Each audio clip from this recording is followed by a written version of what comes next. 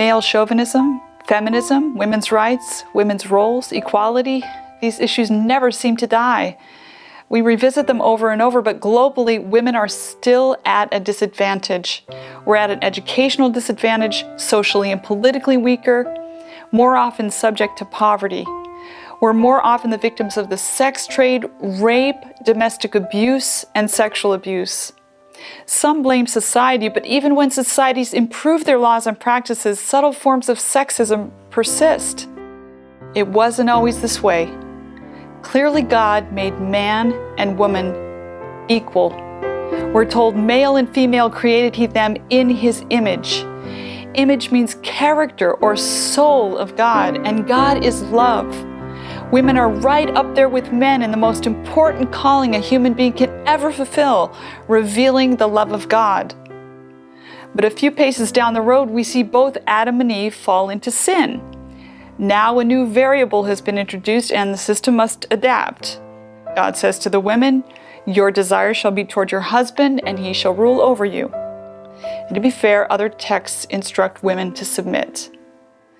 Apparently, the horizontality of marriage changed because of sin. The Bible's teaching on women submitting to men has earned it a lot of flack. But I believe it's a misunderstanding of it, arrived at by isolating a few texts rather than a large-scale comprehension that causes offense.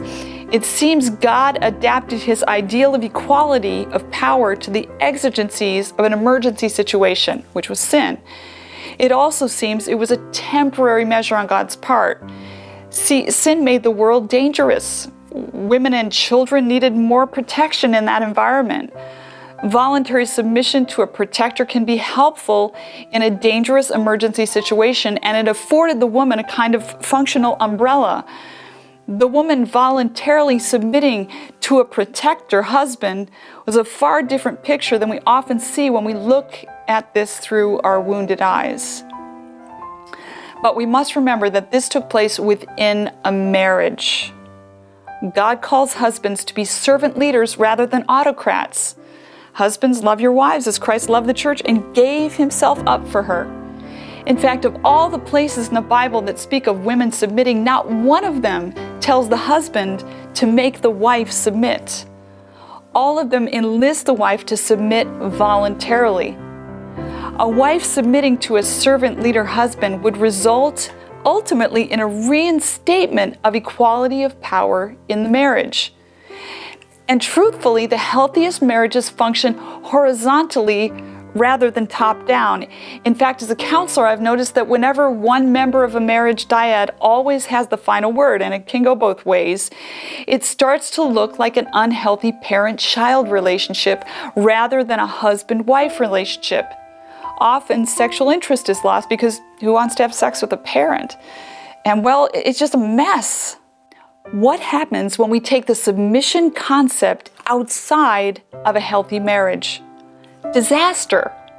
God never said all women should submit to all men. In fact, this myth has done more to harm women than any other. Sadly, much of it has been promoted by religion, even Christianity. Globally, 1 in 3 women suffer physical or sexual violence, most of it perpetrated by an intimate partner. God made love and sexual love a mutual experience where both individuals freely engage in a loving act. Take that mutuality away and supplant it with dominance, and you have abuse.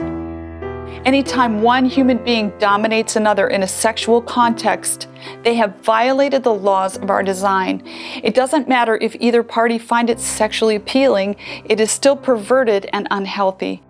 One form of this is bondage discipline sadomasochism, or BDSM. Its very existence attests to the fact that people can develop an appetite for these things. Oh, some say, if both consent, what's the harm? I counter with the research. Women play the submissive role 75% of the time.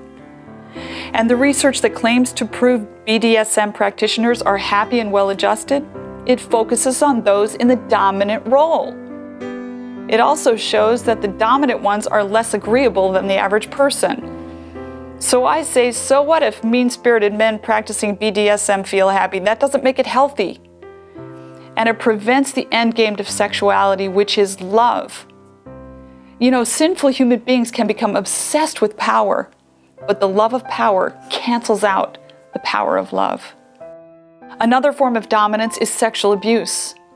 Whenever a stronger human uses a weaker human for the purpose of sexual pleasure, you have abuse. Because of underreporting and community codes of silence, the prevalence of sexual abuse is difficult to know. The very honor societies that perpetuate the most abuse keep it under the most secretive cover.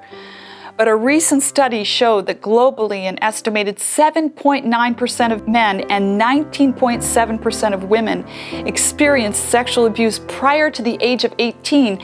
That's nearly 8 and 20% for men and women respectively. And that doesn't even include sexual abuse of those over 18. By the way, the majority of the perpetrators of child abuse are not pedophiles. Pedophiles are individuals who prefer children as sexual partners. Pedophilia is a sickness, but not a crime in itself. It becomes a crime when the pedophile acts upon it. The term for a person who sexually abuses children is a child sex offender. And most of these child sex offenders don't prefer children. This tells us that abuse isn't so much about sex as it is about power. To sinful humans, there's something intoxicating about the abuse of power. Whether that takes the form of intimate partner violence, rape, BDSM practices, or sexual abuse, flee from it. It is a violation of our design and our humanity. If you're a perpetrator, seek help. Contrary to rumors, sex offenders can be rehabilitated. Individual counseling, group therapy, and accountability to God and fellow humans are components of a good recovery program. If you're a victim, don't keep it a secret.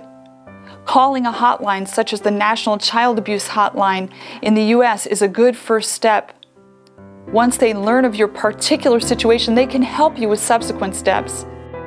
If you're a victim of domestic violence, you can call the National Domestic Violence Hotline for confidential support.